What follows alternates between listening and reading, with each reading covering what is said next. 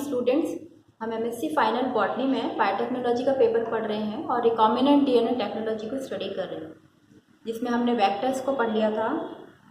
उसके बाद हमने नेक्स्ट पीसीआर शुरू किया था और पीसीआर एम्प्लीफिकेशन ऑफ डीएनए शुरू किया था।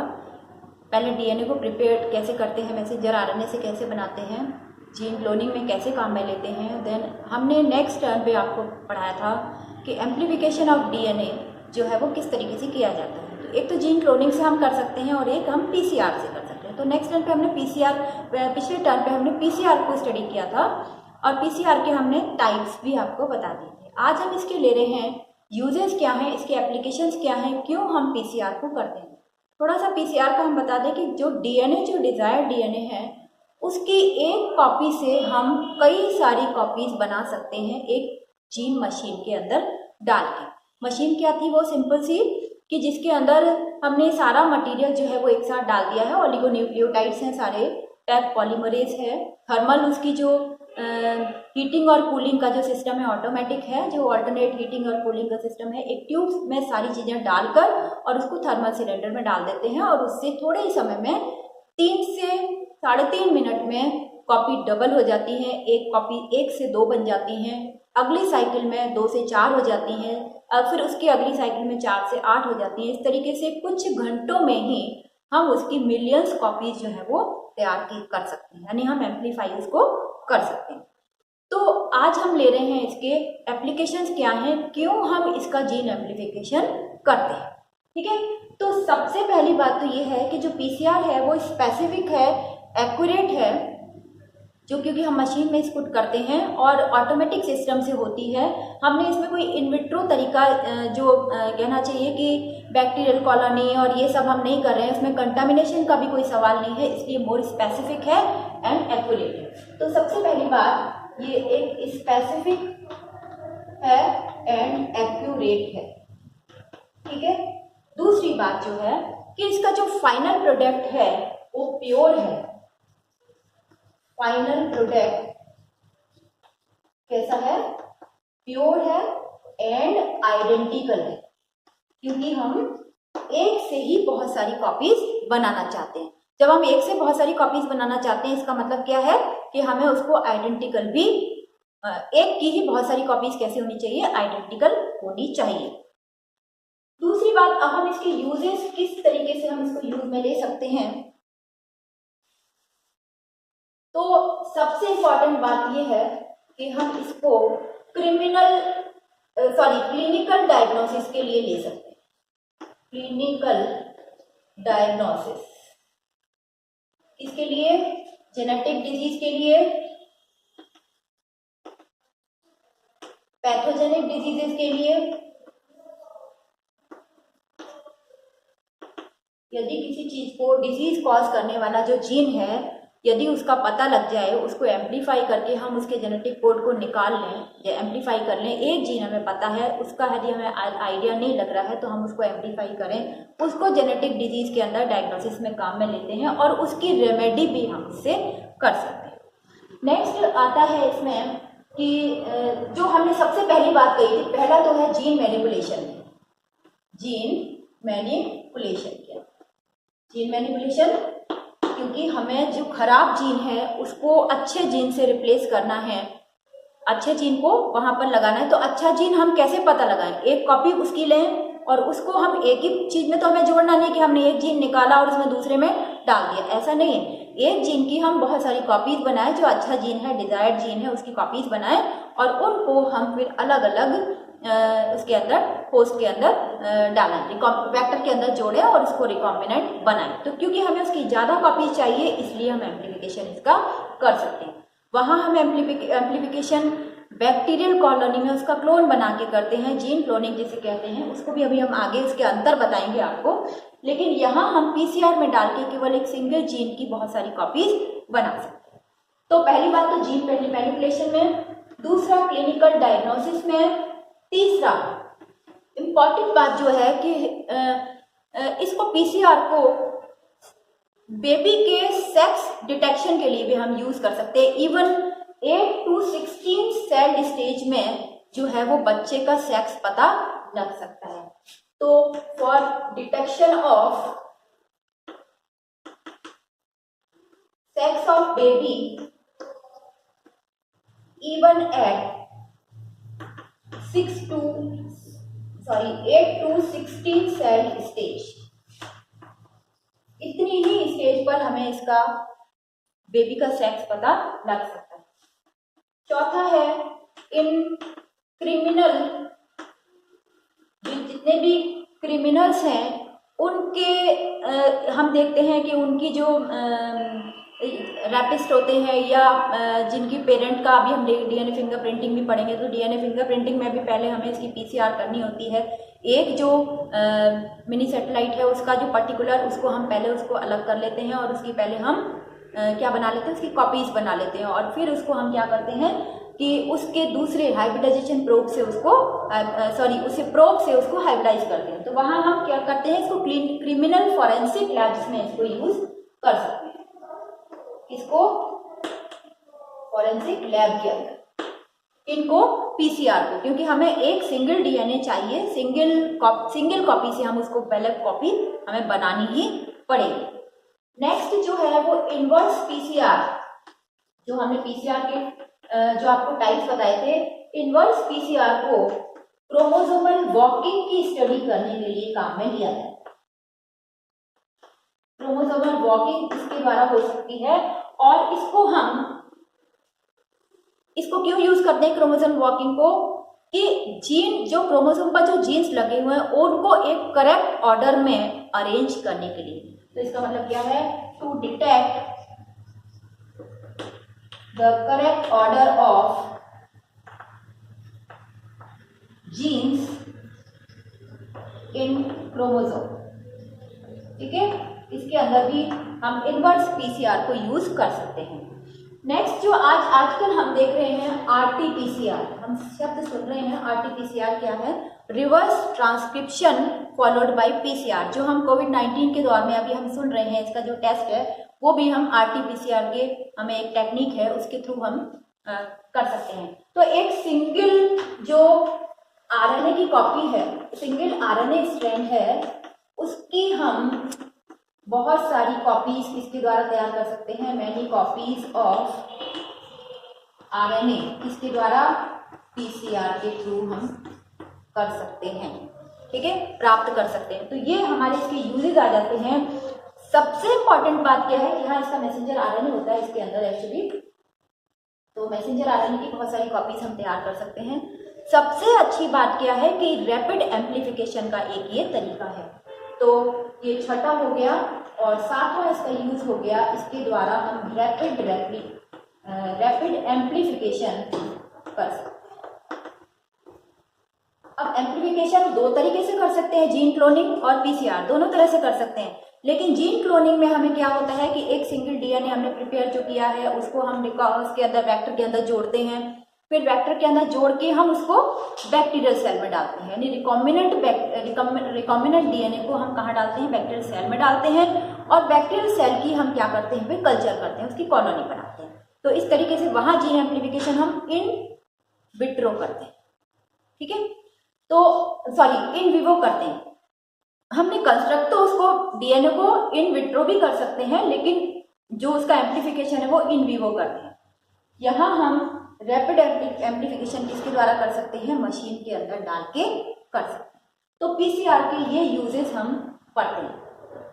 नेक्स्ट इसका, क्योंकि हमने कहा कि एम्प्लीफिकेशन के दो तरीके हैं, जीन एम्प्लीफिकेशन के, जीन क्लोनिंग एंड पीसीआर, तो हमें उनमें दोनों में अंतर भी पता होना चाहिए। तो नेक्स्ट इसका क्या है, इन दोनों में डिफरेंस क्या है।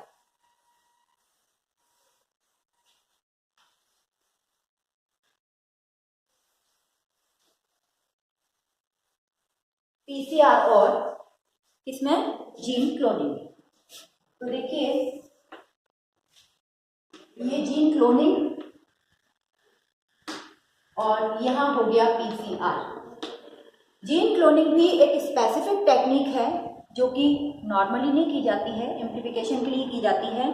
तो और ये भी एक स्पेसिफिक टेक्निक, तो ये एक स्पेसिफिक टेक्निक है और ये भी एक स्पेसिफिक एंड एक्यूरेट टेक्निक है, ठीक है। एक्यूरेसी इसमें कम होती है, इसमें ज्यादा होती है। तो ये एक्यूरेसी यहाँ लेस होती है और यहाँ एक्यूरेट 100% एक्यूरेसी होती है। ठीक है, 100% एक्यूरेसी यहाँ पर पाई जाती है। तीसरा, एक्यूरेसी की बात हम क्यों करते हैं, क्योंकि पीसीआर जो मशीन में हम कॉपी कर रहे हैं वो ऐसा का ऐसा निकलता है, जबकि यहाँ एक्यूरेसी कम क्यों होती है, क्योंकि कभी कभी सिलेक्शन की बैक्टीरिया, रिकॉम्बिनेंट बैक्टीरिया की सिलेक्शन में यदि गड़बड़ी हो जाती है तो वहाँ एक्यूरेसी थोड़ी सी कम हो सकती है, यानी लेस हो सकती है, लेकिन यहाँ एक्यूरेसी 100% होती है। तीसरा जो है, यानी एरर पॉसिबिलिटी यहाँ पर ज़्यादा होती है, एरर पॉसिबिलिटी यहाँ बिल्कुल नहीं होती। यदि आपकी मशीन प्रॉपर है, हीटिंग कूलिंग का सिस्टम आपका ऑल्टरनेट है, तो यहाँ एरर पॉसिबिलिटी नहीं होती है। तीसरी बात है कि आरडीएनए को यहाँ रिकॉम्बिनेंट डीएनए बनाया जाता है, कंस्ट्रक्ट किया जाता है। आरडीएनए इज कंस्ट्रक्टेड, कैसे, इन विट्रो बनाया जा सकता है, लेकिन एम्प्लीफाई किया जाता है in vivo, amplified in vivo.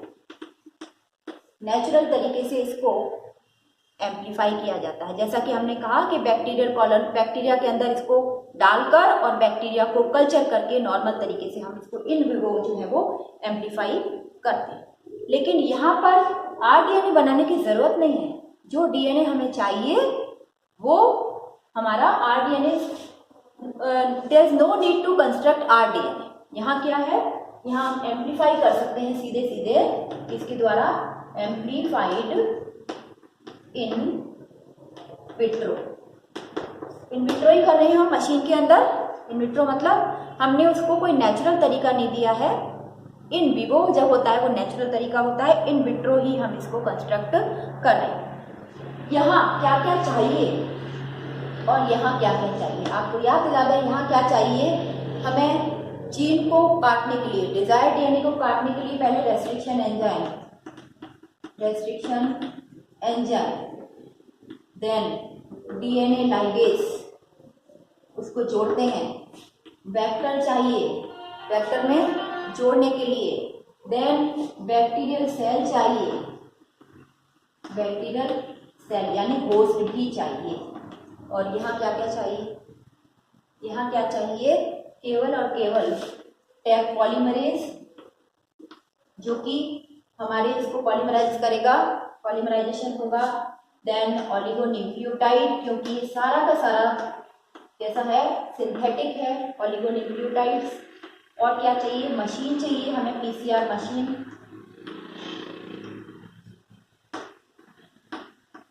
और प्राइमर, ठीक है।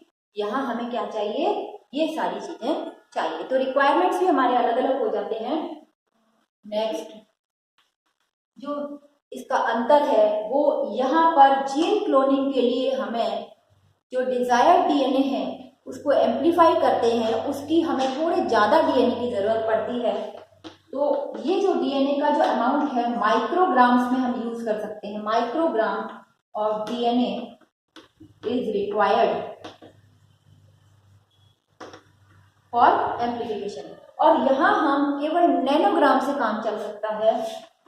Nanogram DNA is required for amplification, ठीक है।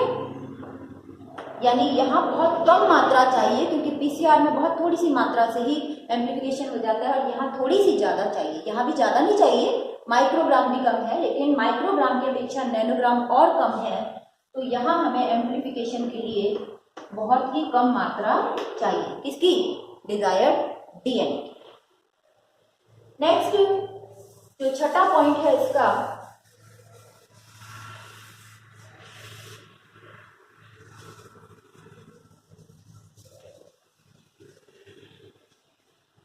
आरडीएनए को हम यहाँ जब बन जाता है आरडीएनए, तो हमें पहले इसको आइसोलेट करना होता है। आइसोलेशन इज रिक्वायर्ड, ठीक है। तब हम इसको वेक्टर में जोड़ते हैं, तब हम इसको होस्ट में डालते हैं आइसोलेट करके। और यहाँ आरडीएनए कंस्ट्रक्ट ही नहीं होता है, आरडीएनए कंस्ट्रक्ट ही नहीं हो रहा है। एम्प्लीफिकेशन के लिए हमें क्या करना है, केवल डिजायर्ड डीएनए को डायरेक्ट ही पीसीआर के अंदर डालना है मशीन के अंदर और वो एम्प्लीफाई हो जाएगा। तो यहाँ पे जो रीआइसोलेशन है वो रिक्वायर्ड नहीं है, रीआइसोलेशन इज नॉट रिक्वायर्ड, रीआइसोलेशन की जरूरत ही नहीं पड़ती। यहाँ पर जो नेक्स्ट स्टेज में ये छठा पॉइंट हो गया आपका, यहाँ आपके दिन टाइम कितना लगता है इसमें। एक्यूरेट प्रोसेस है पीसीआर और ये कब लेस एक्यूरेट है, यहाँ पे थोड़ा सा ज़्यादा टाइम लगता है। कितना, लगभग बैक्टीरियल कॉलोनी डेवलप होने में भी 2 से 4 घंटे लगते हैं। मतलब एम्प्लीफिकेशन में आरडीएनए को जब हम बैक्टीरियल सेल में डाल देते हैं, बैक्टीरियल कॉलोनी को जब हम ग्रोथ मीडियम पे ग्रो कराते हैं तो कम से कम 2-4 घंटे उसमें लगते हैं। तो 2 to 4 डेज भी समझ लो, आवर्स टू डेज, ठीक है। और यहाँ कितना, एक साइकिल के अंदर हमें कितने मिनट लग रहे हैं, केवल 3.5 मिनट लग रहे हैं। 4 आवर्स में ये जो है, यहाँ हम 4 घंटे में इसको थोड़ा सा डबल कर पाते हैं, यहाँ 4 घंटे में हम मिलियंस कॉपीज इसकी तैयार कर सकते हैं। तो आप देखिए ये जल्दी हुआ या ये जल्दी हुआ, पीसीआर के अंदर ये जल्दी हो जाता है। और यहाँ पर ऑटोमेशन की ज़रूरत नहीं होती है, लेकिन यहाँ ऑटोमेशन की ज़रूरत होती है, यानी यहाँ पर heating and cooling system proper होना चाहिए एक ही मशीन में, क्योंकि हम सारी चीज़ें टैग पॉलीमरेज, ऑलिगोन्यूक्लियोटाइड्स, प्राइमर्स, उसकी सारी चीज़ें हम डाल रहे हैं, रिएजेंट्स वो सब डाल रहे हैं। तो यहाँ ऑटोमेशन की आवश्यकता है, मशीन में ऑटोमेटिक मशीन होनी चाहिए। ऑटोमेशन इज रिक्वायर्ड, या ये कहो कि नेसेसरी, बहुत ज़रूरी है। और यहाँ ऑटोमेशन इज नॉट नेसेसरी, ज़रूरी नहीं, ठीक है। तो ये हमने आज पढ़े हैं पीसीआर के यूजेस। पीसीआर जो हमने पढ़ा था पॉलीमरेज चेन रिएक्शन, उसके यूजेस, और पीसीआर, क्योंकि पीसीआर और जीन क्लोनिंग दोनों ही जो है वो जीन एम्प्लीफिकेशन के तरीके हैं, वे हैं, इसलिए इन दोनों में हमें अंतर भी पता होने चाहिए। तो पीसीआर और जीन क्लोनिंग दोनों ही स्पेसिफिक हैं, लेकिन पीसीआर ज़्यादा एक्यूरेट है, स्पेसिफिक है, एक्यूरेसी 100% है पीसीआर की। जीन क्लोनिंग में अंदर कुछ भी यदि अपना थोड़ा बहुत भी कंटामिनेशन होता है तो वो लेस एक्यूरेट मानी जाएगी। और रिक्वायरमेंट जो है वो पीसीआर के अंदर कम है, ऑटोमेशन ज़्यादा जरूरी है, लेकिन यहाँ रिक्वायरमेंट ज़्यादा है, ऑटोमेशन की आवश्यकता नहीं है। थोड़ी सी टाइम कंज्यूमिंग है ये, लेकिन ये टाइम कंज्यूमिंग कम है। तो इस तरीके से हमारा तरीका कौन सा अच्छा है जीन एम्प्लीफिकेशन का, यदि हम इसको पूरा का पूरा इन विवो करते हैं तो ये जीन एम्प्लीफिकेशन का तरीका है, और ये हम पूरा इन विट्रो करते हैं तो ये इन विट्रो पीसीआर का तरीका। Thank you.